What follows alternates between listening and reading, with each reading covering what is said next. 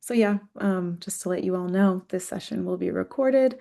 And so if you have to jump out a bit early, or if, one of your colleagues really wants to catch this, please let them know that this session will be recorded and it'll be uploaded to our YouTube and the Marshall Project's YouTube. Um, but yeah, thanks everyone for joining us today. We'll wait a couple of minutes to get going with like the meat of our session today.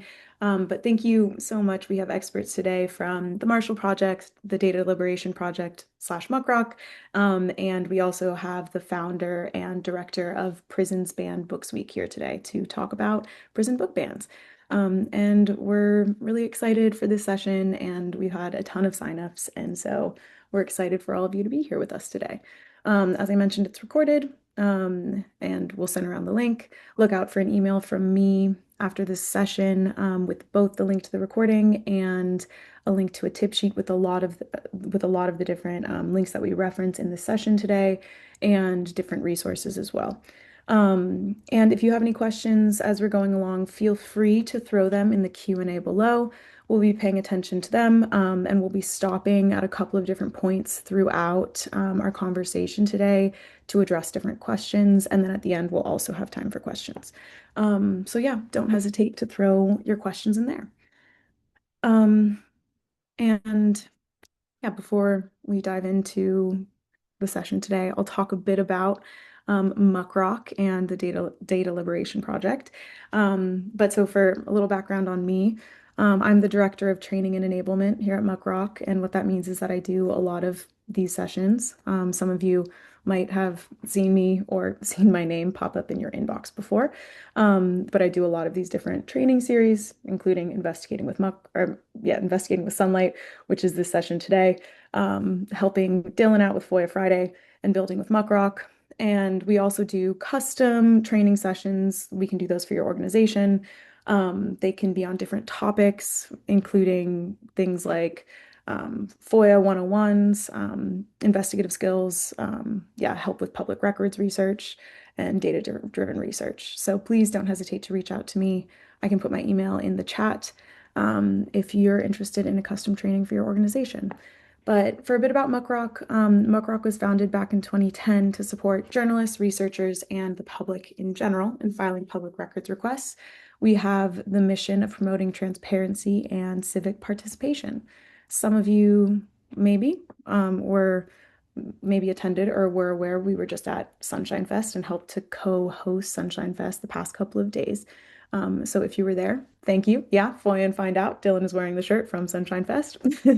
And so we have a ton of different things that we work on. Some of them are, we build and maintain various tools. Those include Document Cloud, and this is document analysis and hosting platform that's used by thousands of newsrooms. We also have a records request service. It's called MuckRock Requests. That makes it really easy to file and track public records requests. Through our editorial section, which is where Dylan and I fall, we collaborate with other outlets to do records-driven work with impact. And we also adopted the Data Liberation Project, which is an initiative to identify, clean, document, and publish government data sets that are of public interest. And so, yeah, Dylan Bergen, who is here with us today, will be talking all about the work that the DLP has done with prison book bans and how you can get involved in that work. So there'll be more of an intro about Dylan later, and we'll get to chat more about the DLP later as well.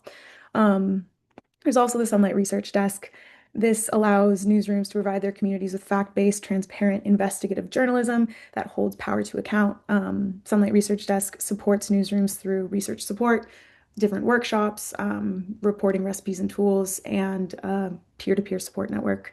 So yeah, if you're interested in learning more about any of MuckRock's different tools or community or resources, please don't hesitate to reach out. And here are just some of, MuckRock by the numbers. Through MuckRock requests, we filed over 172,000 requests and seen over 11.8 million pages released. But now, yeah, I'll pass it over to Annie to do some more intros. Thank you so much. And hi, everyone. It's really nice to meet you. I'm Annie Mendez, and I am product manager at the Marshall Project. We are a nonpartisan, nonprofit news organization that seeks to create and sustain a sense of national urgency about the U.S. criminal justice system. We have an impact on the system through journalism, rendering it more fair, effective, transparent, and humane.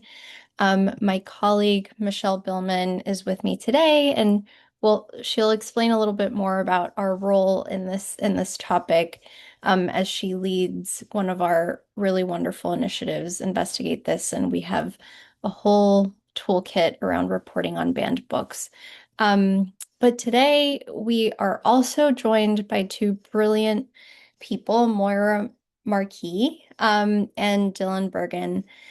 Moira will be talking to us about the PEN America Report on Prison Censorship, the history and contemporary landscape of book bans, content that's been historically banned, types of content that is banned now.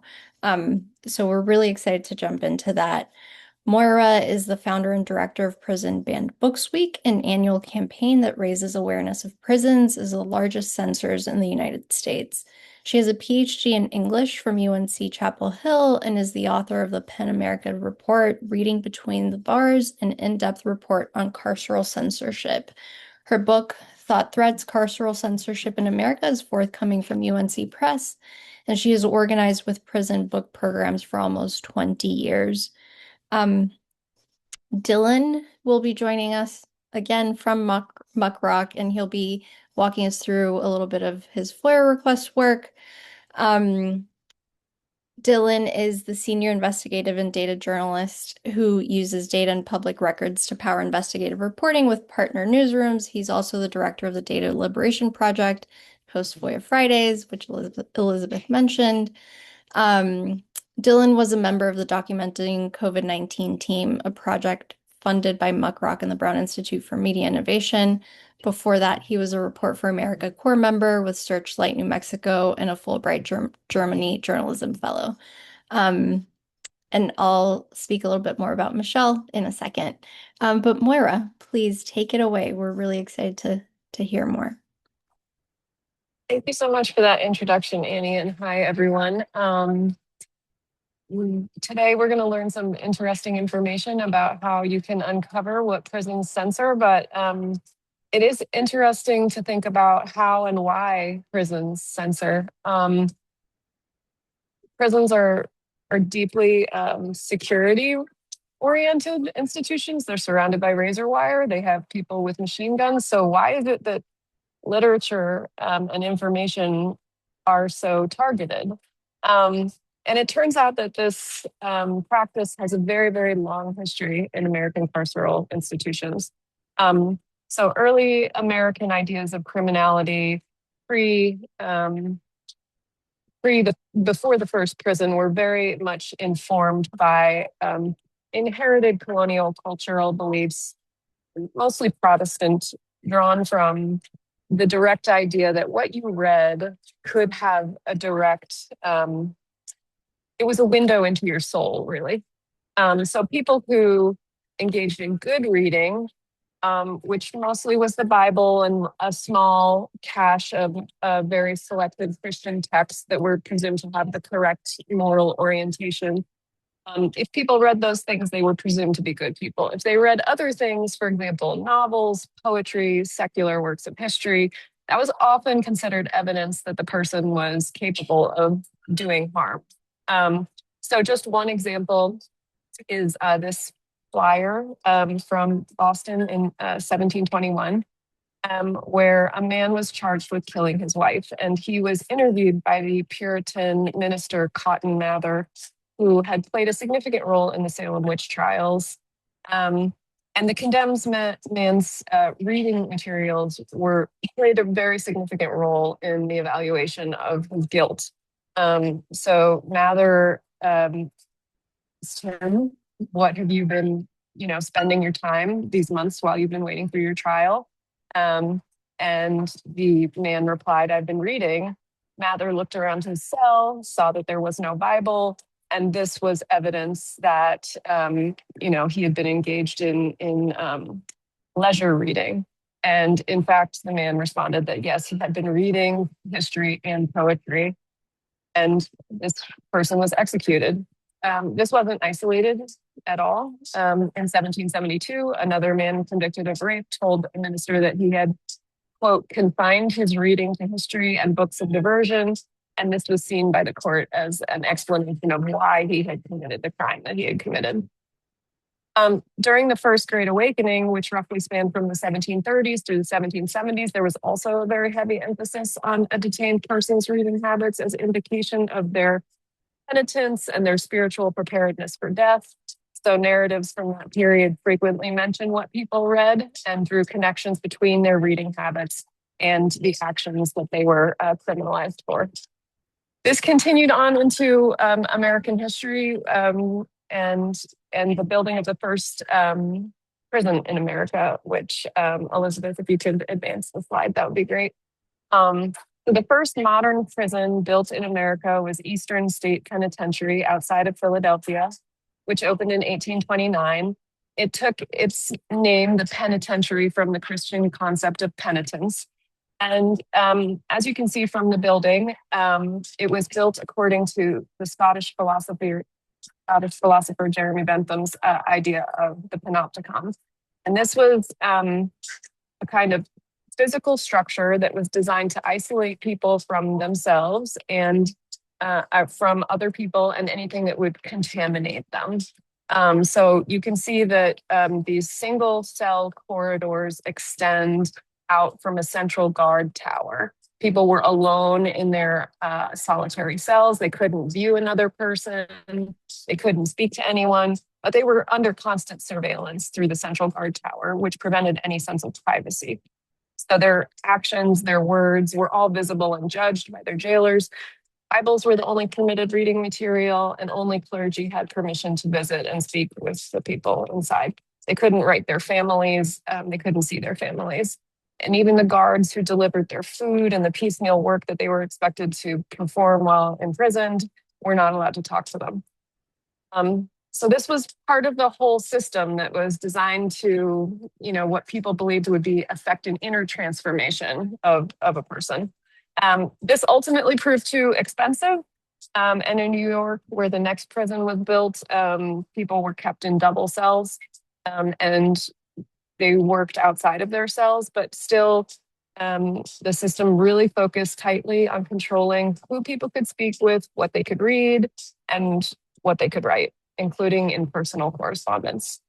So although a lot of this has varied since 1867, across time, in 1867, a Virginia judge ruled that prison wardens had complete authority to determine what people who were imprisoned could read, write, speak, and not only First Amendment rights, but all rights, actually. So there was no judicial oversight beginning from 1867 up until the 1960s and 70s. And Elizabeth, if you could go to the next slide. So in the 1960s and 70s, incarcerated members of the Nation of Islam began to file court cases that challenged prison's paternalism of reading and thinking.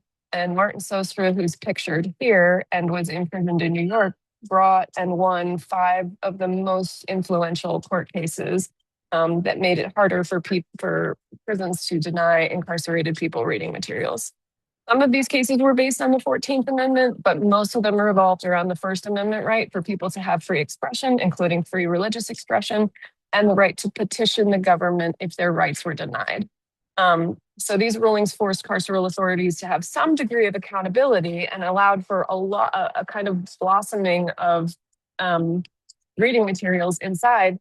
This is also the time when prison book programs were founded. And prison book programs, if you don't know, are all volunteer nonprofits that send free books to imprisoned people in every US state. There are now over 40 of these across the country, and I really encourage you to connect with your local prison book program. Sadly, Sostre's legal wins was very short-lived. Next slide, please, Elizabeth. So in 1987, the Supreme Court ruled that prisons have the right to censor anything that they determine is either a threat to the security of the institution or the rehabilitation of the imprisoned person. And this has made prison censorship soar once again. So this graphic is just book denials in the state of Texas from 1980 through 2009. And you can see after the Supreme Court ruling in 1987, how it just markedly increases. However, the Supreme Court ruling did not require that prisons track or report the censorship they engage in. For this reason, over half of all of the 52 carceral jurisdictions in America don't keep records of the literature and information that prisons deny people. They're not public. Only California has recently passed legislation that requires the publication of specific titles to be made available. So in order to know what books and literature are banned, you have to file Freedom of Information Act requests. And next slide, please, Elizabeth. In 2003, while at Penn America, my intern Juliana Luna and I filed FOIA requests to all state prison systems, the District of Columbia and the Federal Bureau of Prisons. Our goal was what your goal is here today, for transparency. And what we discovered, we published in this report, Reading Between the Bars, which you can read online. But here are some of the top takeaways that we found. Next slide, please, Elizabeth. So the current ban titles includes overwhelmingly innocuous and utilitarian information like dictionaries, medical information, things that could not possibly be a threat to a prison or an individual's rehabilitation. I have a PhD in literature, like Annie said, and I disagree with the idea that reading makes you a better person. I've read a lot of books. I don't think it has improved me tremendously. I also don't think it can make you a worse person.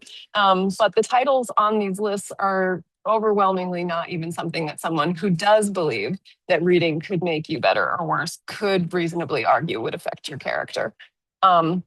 So why do judges go along with this? It's because they overwhelmingly have deference to carceral authorities because of the Supreme Court case. Next slide, please, Elizabeth. The most troubling thing is the marked increase from about 30% of carceral institutions to now 80% of carceral institutions are engaging in something that doesn't have to do with content at all. It's called content neutral censorship. And it's basically where they limit the vendors that a person who is incarcerated can purchase from. So this is a screenshot of the Michigan DOC website on incoming publications. And you can see that there's only a handful of places where people can purchase materials. They cannot accept free books. They can't accept donated books. They can't get books from churches or other places that they don't have to pay for. Other examples are even more extreme. So like Missouri, for example, in 2023 implemented the strictest to date policy, which lets imprisoned people order from only one retailer, a company owned by a former corrections officer. They have to purchase their books through their caseworker. They have to pay for the literature themselves through their commissary account, which charges fees, and when people from the outside make deposits into it. Since the end of just January of this year in 2026, South Carolina is attempting to ban all paper literature. Arkansas also attempted to ban all paper literature, but this is in the process of being rescinded because there was a really robust local pushback. And Texas is currently trying to prevent imprisoned people from receiving used books, which would eliminate donated books provided by for free by prison book programs. They claim that these are needed in order to prevent contraband, but as we can see from the long history of censorship in America, there's likely a different motivation, and this is one that is supported by a lack of evidence that paper mail is actually a conduit of contraband into prisons and jails, which we can talk about more if people are interested in the Q&A. And I'll turn it over to Annie for Dylan. Great. Thank you so much, Moira. That was amazing. We can take a very brief moment to answer maybe one or two questions right now, if anybody has any. And if not, I can ask one question and then we can move on. Okay, I don't think I'm seeing anything, any questions coming up. Elizabeth, are you seeing anything on your end? No. Okay. Before we move forward, Moira, I would love to hear a little bit more about what aspects of prison book bans do you wish journalists would investigate more often or more thoroughly? If you could speak to that a little bit. Yeah, absolutely. Thank you for asking this. I think, as my final comment may have alluded to, we definitely need more information about contraband. This is very hard to FOIA. When I have tried to do it, I have gotten back paperwork that's heavily redacted. And a lot of what they're claiming is that people's privacy is being infringed by revealing this information, which, as we know, there's so much public information available already about people, their identities, what they've been accused of, and everything that's happening inside. So it's a little specious, this claim, but I would love for people to do FOIA requests on contraband because they're trying to enforce these bans unilaterally based on this, and just revealing the numbers would go so far to invalidating these claims for the public. Thank you. And it seems like we are getting a follow-up on that. Can you talk more about the evidence on whether contraband is reduced by book bans? I know the state of Arizona used this claim to push for their policies. That's a great question. So, like I said, we don't have a lot of before and after to judge this by. The one instance that I know about is Pennsylvania. So Pennsylvania implemented mail scanning and a book processing center. So all paper literature has to go through a centralized processing center in Pennsylvania. It takes many months for the literature to get to people inside. They rip apart spines. They, do all kinds of things. The positive drug test rate in Pennsylvania 5 years after those policies were implemented increased. So it is, and Florida published their own literature to justify mail scanning in that state. And when they did, according to their own record keeping, contraband coming in through paper mail constituted under 3% of all contraband instances. So we don't, the problem is that we haven't done the work to really kind of get the numbers to see a wider swath. These are self-reported by state DOCs, right? Voluntarily, but that tells volumes right there that they're bringing out these very low numbers to kind of justify this. But I would love to have more. Yeah. Thank you so much. And we will have time at the end to do some more questions and answers. Thank you, thank you, thank you. So we're now going to pivot for just a moment, and my colleague, Michelle Billman, is going to tell us a little bit about the Marshall Project's Banned Books Toolkit, which is meant to help journalists dig into this kind of work. Michelle coordinates the Investigate This initiative for the Marshall Project, which shares data and other tools with local newsrooms and researchers to support accountability journalism. Before this role, she managed small public radio newsrooms in North Carolina and Nevada, where she trained several dozen early career journalists in college and high school. She's also served as a mentor for NPR's Next Generation radio program, and she is a stellar colleague. So I'll hand it over to Michelle. Thanks so much, Annie. And I think if Elizabeth, if you want to advance the slides, that would be great. Okay, yeah. So this is the just beautiful illustration for our Investigate This project, which, like Annie mentioned, our goal is to take all the resources, all the data that Marshall Project journalists are gathering in the course of their investigative reporting and then figure out how to design and package it so that it's most useful to local newsrooms. And coming from a local newsroom, I know that can be a real challenge because people are strapped for time, and they need something that they can really like plug right into their workflow. So that's something we're always looking to do. If you want to jump to the next slide. And so the Marshall Project, since it launched like a decade ago, has been committed to showing other journalists and researchers, like pulling back the curtain to say, this is how we pulled off this investigation. These are the tools we use. These are the data points that we collected.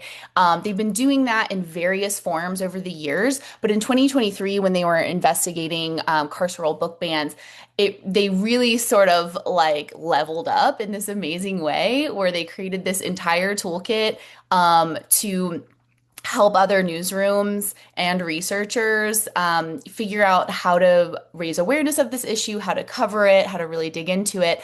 And they had a bunch of user research conversations. My colleague Annie led that effort. She's going to talk to you about it in just a minute. But in addition to like doing their own reporting, they were talking to other stakeholders to figure out like how can we share this in a meaningful way and how can we design something that newsrooms can pick up and use easily. And they did that, and dozens of newsrooms were able to use these tools to help raise awareness and sort of bring this issue, I think, into the spotlight. And so these are the tools listed on this slide that they created within this toolkit. And I'll share the toolkit in the chat in just a moment. But they did find data. They were able to collect data for 19 states. And they put it into an embed that is like a searchable table that a newsroom could then embed on their website, which was really useful because then users and audiences can really look through the database themselves and see what books are banned and sort of have their own reactions to how they feel about those books being banned and if they thought those bans made sense or not. They also collected policy summaries for even more states so that reporters can start comparing policies among states and start trying to figure out where their state falls in this space. There's a sample records request that they encouraged local newsrooms to use, as well as these other tools that are listed here just to kind of round out the reporting process. And then I want to take a quick minute to mention on the right-hand side of the slide, there are just a lot of folks who are involved in the genesis of this project that we just want to make sure we tip our hat to. They, sort of had this brainchild, they brought it to life, and now we are working with MuckRock, with the Data Liberation Project, to try and carry forth their vision into the future. And if you want to skip to the next slide, I'll just mention too, 36 local news stories came out of this toolkit from roughly maybe a 30 or so newsrooms. A couple newsrooms did ongoing coverage, and then it really spanned across digital, radio, television. A lot of folks were able to use this information. And on this slide, you'll just see the types of stories that they told. They really tried to highlight specific titles being banned and then the reactions to those bans. And that included interviewing authors who were impacted by these bans. And some of the authors were formerly incarcerated. So, how disappointing to not be able to distribute your work to your intended audience. They also talked about larger themes of the bans, as well as some updates on policy changes. But this next slide from Andy, I think, will go into more detail on what we hope newsrooms can continue doing and maybe elevating this work into the future as we're able to release new data. Thank you so much, Michelle. Yes, I was fortunate enough to have the tiniest of smallest roles in this important work. As product manager, a lot of my work at the Marshall Project centers around user experience and how we can make our work accessible and what resonates. So a big part of what we did was listen to dozens of stakeholders and get a sense of what it is that felt useful for them. As you can see on the slide, our central question has been, what kind of journalistic work do we want to support, and what do we want people to be able to do? And stakeholders involve non-journalists as well. This also involves people who work in prison education programs, prison libraries. So we had an enormous amount of very meaningful, interesting conversations. And some of the insights that came from these conversations is that being able to compare bans across various states was something very useful and actionable. Um, Being able to assess what states have more repressive or constrained policies. That was something that was very useful. Just general tracking um, of changes, what gets worse, what gets better. Um, and understanding very particular factors that might be arbitrary that play out across different facilities, um, across different states. There is a component to this that ends up being up to the people who are physically scanning books. There's a very human element to it. So with that, we can hand it over to Dylan to talk to us a little bit more about FOIA work, which is really what allows us to dig deeper into this work. So thank you so much, Dylan. Awesome. Thank you so much, Anna and Maura. I'm going to just share my screen and dive right in. First, though, I want to answer a question that was asked in the chat just about kind of general FOIA guidance.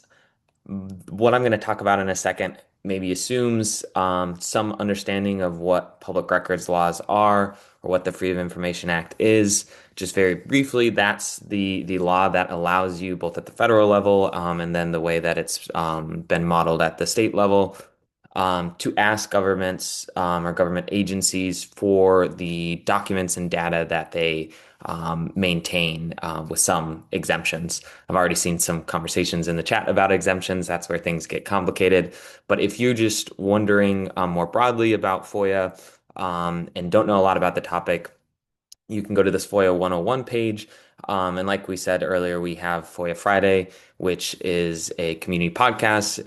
Occasionally we have people on to talk about an interesting topic, but a lot of time we're just workshopping requests and answering questions. So you can also join there. But now to the way that you could get involved. If you're listening to everyone talk today and you're like, wow, these people have done amazing work. The thing is, we all want more people to be a part of it.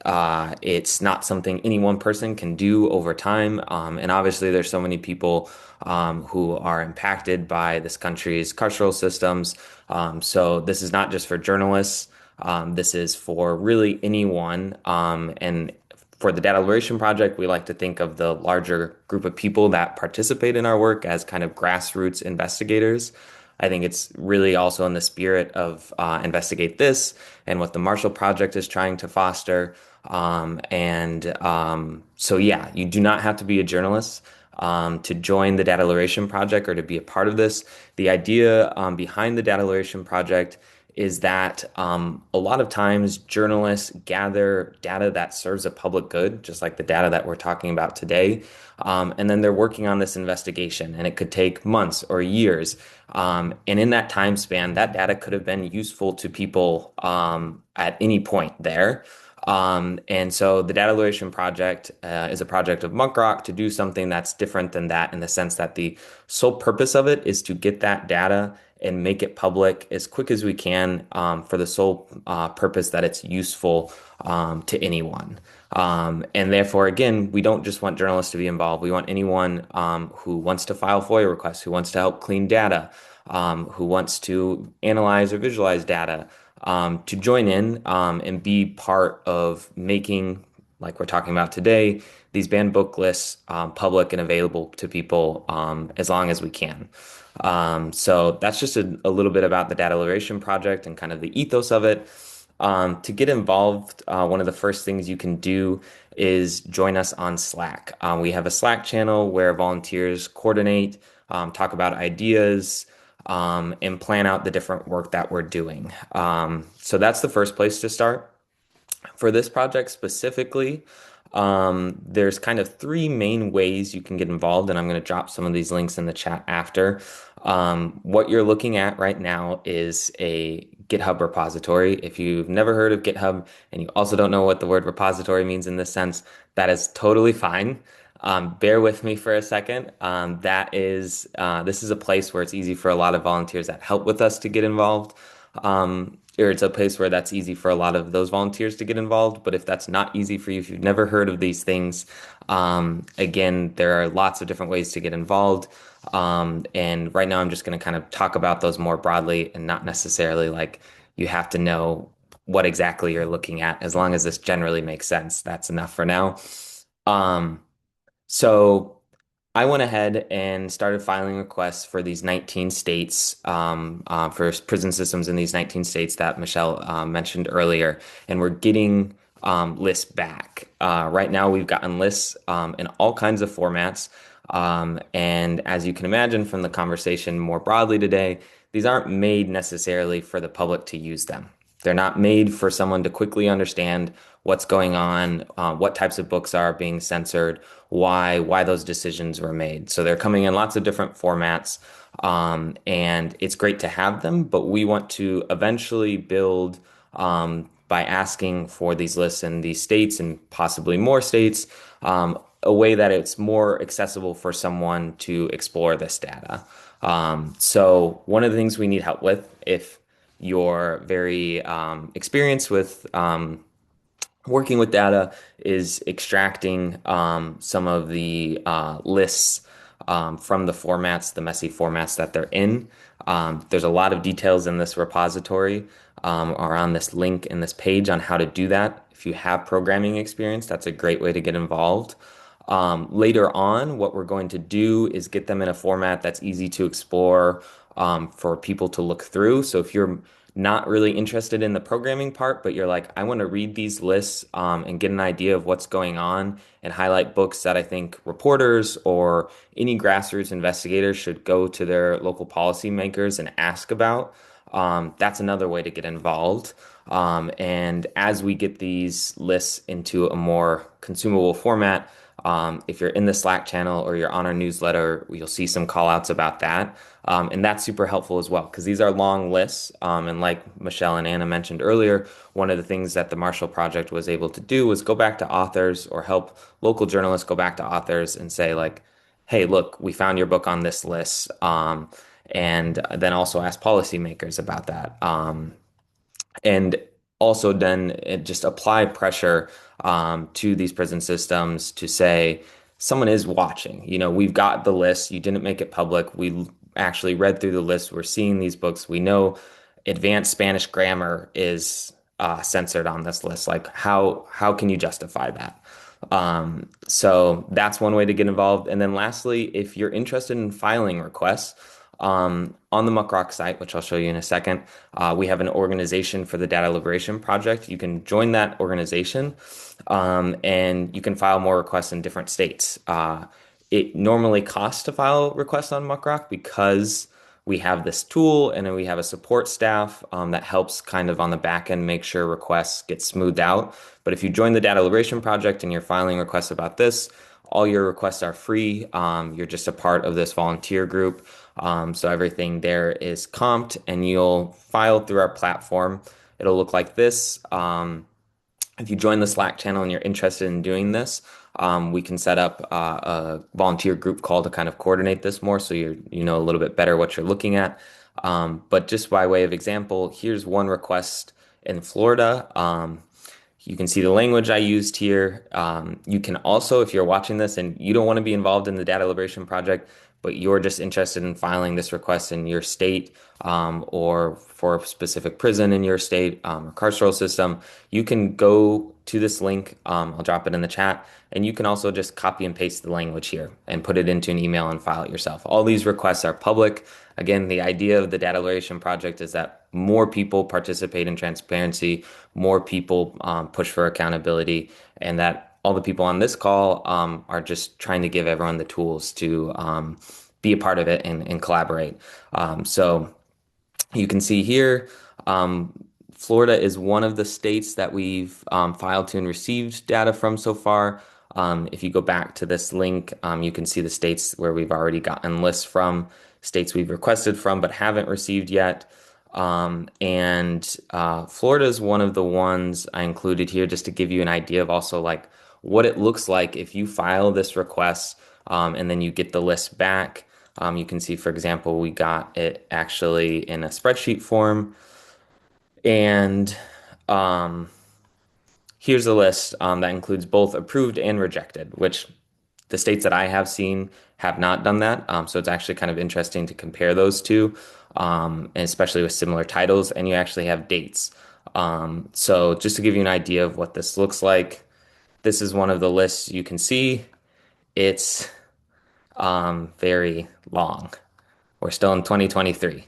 And I think this gets at what Moira was saying about just the increase in censorship over time. So, and right here, I just kind of happened to stop scrolling, and you can see Coalition for Prisoners' Rights newsletter has been approved, but um, several volumes have also been rejected over time. So you can immediately start to see the type of decisions that are being made and the way that they affect people who are incarcerated. Um, and I think I'm gonna get close to wrapping up in a second. The last thing I wanted to say, if you don't see a state that you're interested in on this list, or wasn't one of the original 19 states that the Marshall Project requested and that we're helping to get new data for, it could be because you have to go to every single prison in that state and it's not maintained by one larger agency. That is complicated but possible. I'm going to drop this link in the chat. We published a story by a reporter we've been working with for a long time who did that in New York. It's can take a long time, but is very worth it because you can imagine it's just as important to do that when the state has made it very, very difficult for anyone to have an idea of what books are being censored or banned. So I'll stop there for now, and I'm excited to answer any questions. There are a few questions in the chat, but Dylan, I think it might be helpful if you could tell us a little bit about how, from your vantage point, um, do you think the FOIA landscape has changed during the last year under the second Trump administration, if at all, and if that has anything to do with sort of the responses that you're seeing? That's a great question, and also something that's been on my mind because, like Elizabeth said, we were just coming back from Sunshine Fest, which is a transparency gathering in DC, where a lot of people who've been working in FOIA for a long time go to talk about what's been happening. In the Washington Post, Nate Jones, a reporter from the Washington Post, just published an article a couple days ago where the Washington Post looked at, I think it's around 300 FOIA lawsuits in the last year, and at least 26 of them cited staffing shortages as the reason for delays or problems in the FOIA process. So from all the data that they showed in that article, and I can drop that in the chat as well, you'll be able to see that like agency after agency, the Doge and Trump administration cuts have really devastated FOIA departments. And if you're filing requests at the federal level, it will take longer than usual to get your answers. But what I think is really important that one of my colleagues at MuckRock told me, his name is Nick Santos. He works at MuckRock now, but he used to be a FOIA analyst for the Coast Guard.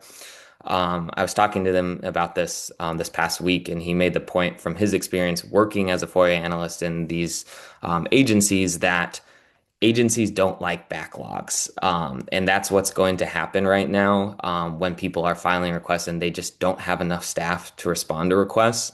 And that's a good thing because eventually that backlog looks inefficient and people want to get things done eventually, regardless of the administration at the helm.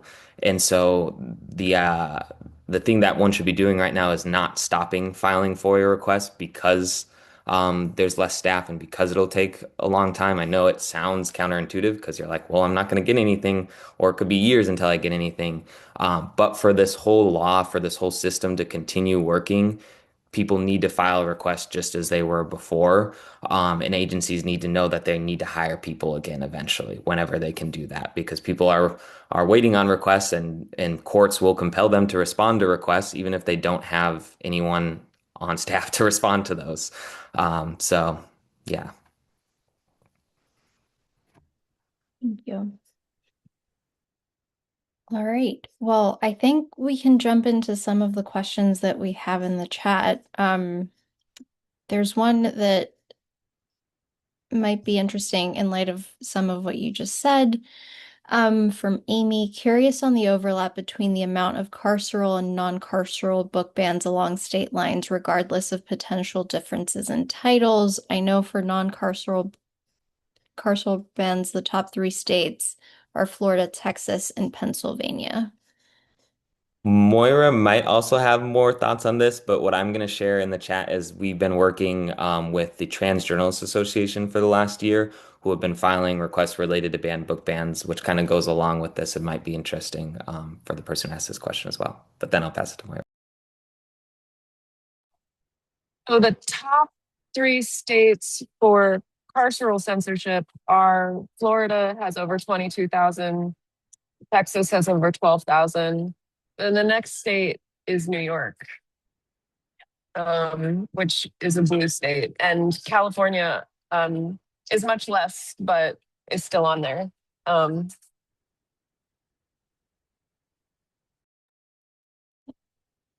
you.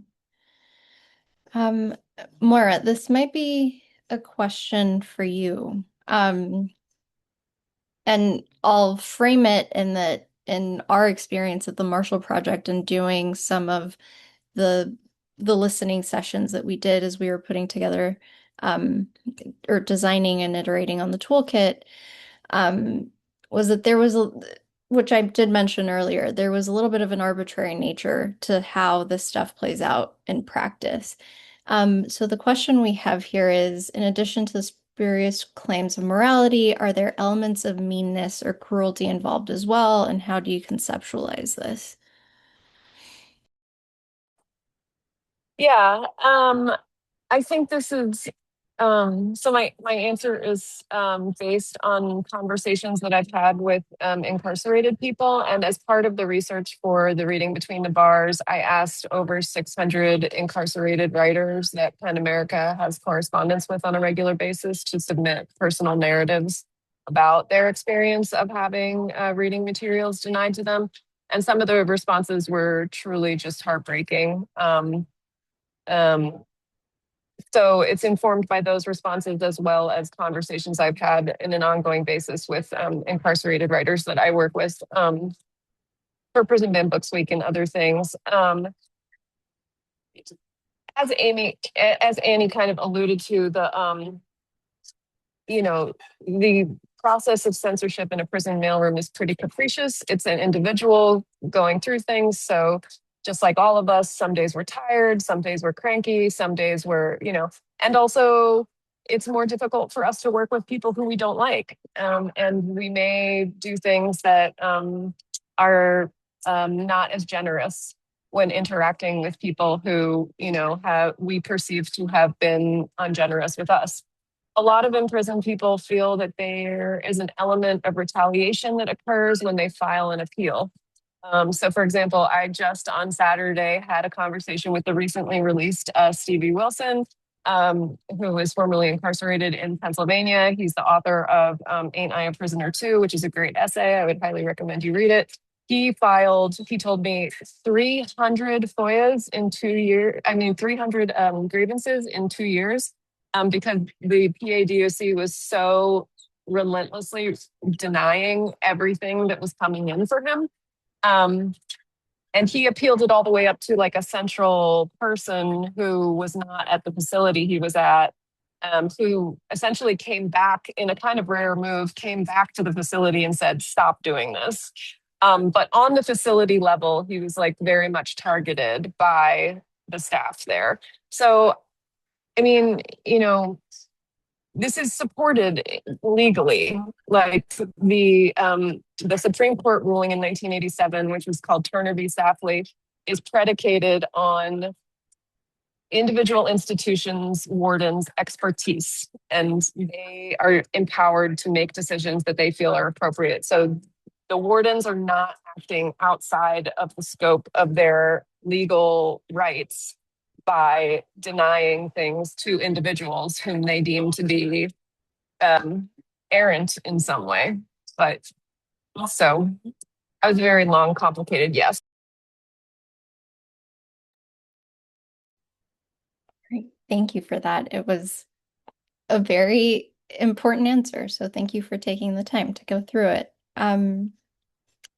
You did speak to this a little bit, but we have a question about the approach. Why does it not make more sense to allow all content, so all books, and monitor what an adult in custody is reading or viewing rather than ban a book on questionable content? Volume of property concerns could still be limited by limits of what is allowed in the housing unit.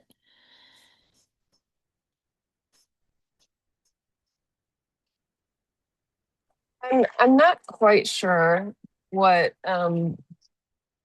is being asked here. Could you read that one more time, Annie? Maybe somebody else could break it down for me. Yeah, I can read it one more time. Why does it not make more sense to allow all content, um, and monitor on a case-by-case basis, essentially, what each person is reading? The volume concern could be addressed by limits on what is allowed in the housing unit. So what I think is being asked is why ban like medical books entirely? Why not just ban a medical book for someone, an individual who maybe is expressing an unhealthy interest in, dissection or something? Okay. So, So, and then the quantity concerns are, I mean, that's kind of a different thing. First, the first part, in the Turner v. Safley ruling, the Department of Corrections for the state of Missouri, which is the state that was saying that two imprisoned people, or one person who had been formerly incarcerated and one person who was currently incarcerated, could not engage in correspondence with each other. This was what the case was also, and the Marshall Project has an incredible article on this case. I highly recommend that you read it. They interviewed the still alive judge who, did the initial ruling, and there's lots of personal testimony from both of the, people who brought the case. It's a great article, so please read it. But that case was about preventing two people from having written correspondence with each other. And the state of Missouri effectively said it's too much of an administrative burden to allow imprisoned people to have written communication with each other, because we would need to read every single letter in order to ensure people were not trying to corroborate escape plans, coordinate a mass prison strike, engage in any other kind of collective organizing. And when the court asked the state how many hours a day they engage in currently monitoring mail, the state replied 1 hour a day and said that that was too much of an administrative burden. So the answer as to why they cannot regulate people on a case-by-case basis, first of all, I think that's a really unwarranted degree of micromanagement. As I said, I have a PhD in literature. I've read thousands of books. I do not think that I am a better person for that. I'm just a very much nerdier person for that. But, that case is something that people make a lot. I don't subscribe to it, but essentially that would be an excessive amount of time and the state is already saying that they can't spend an hour a day doing it. That's not going to happen. As far as the quantity of, I've heard, and I mean, this, is various based on institutions, but sometimes people aren't allowed to have books because it's a fire hazard. That's, these kinds of things are very much about control, very much about just like micromanagement and control, and not about legitimate concerns for cleanliness or safety. If we're really concerned about the safety of people inside, there are much greater concerns that we could address immediately right now, including access to healthcare, better food, all kind of medications, like things that are just like much higher on the list than the prison's going to burn down because somebody has 80 books in their cell. So thank you. This question's for Dylan, and it's sort of in a similar vein, but are there any early takeaways to share regarding the data that you've collected so far? Yeah, I would say I haven't really spotted any kind of like defining trends. But I just think in the vein of how this work started with Carrie Blakinger at the Marshall Project, I was just looking through the Florida list, and some of the same kind of things that she was highlighting, including her own book. I saw a memoir by someone who was incarcerated that was banned. Again, advanced Spanish book, books about programming, books about making food. These same things, I think are going to come up over and over again, and maybe just keep increasing, like Maura pointed out with the data earlier.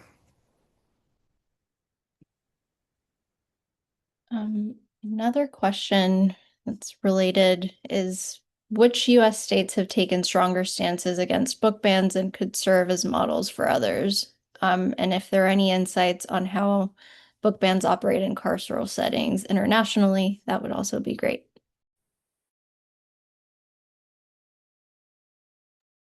Moira, you want to take that one? I think you're best suited. And actually, earlier, that was going to be my question, if I had time to pitch in a question.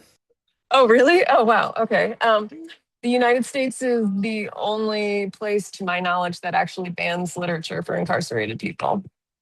Um, and I'm getting this from my former intern at Penn, Juliana Luna, who sadly couldn't be on this panel today, but she was the editor of the Human Rights Journal at Columbia as an undergrad. And when she came to the internship at Penn, that was one of the first things she told me. And I was like, what? I can't believe this. Um, as far as states that are better or best, it's not a statewide mandate. As we've been talking about, individual facilities are empowered to, ban at will. And there are no carceral jurisdictions that do not include censorship as part of their policy guidelines. There are some that have much more robust documentation and implementation. So, like, the reason why we know that Florida has so many books banned is because they document it. And they started documenting it in 1992. If all states documented the way Florida does and also had a literature review committee, which Florida does as a central kind of thing, and tracked it, the numbers might look very different. States that engage predominantly in content neutral banning, which is the part that has been exponentially rising in the past 10 years, don't really track that. The only state that tracks that is Idaho. Idaho has a list that will tell you the publisher that a piece came from, but does not tell you the title. And there's no rationale for banning. The only rationale is it came from this publisher, whom we don't approve. But that list has only been going for a couple of years. If it continues at the same rate that it has been, it will surpass Florida in a very short number of years, much shorter amount of time than since 1992. So the short answer is there are no good prisons for accessing literature and information. They're all at the whim of carceral authorities, and it varies down to the level of the staff in the prison mailroom. So regardless of what state policy is, you can still have things denied just based on who the warden is and who's working that day. Okay, I think we're almost at time, so I'll ask one last question to send us off here.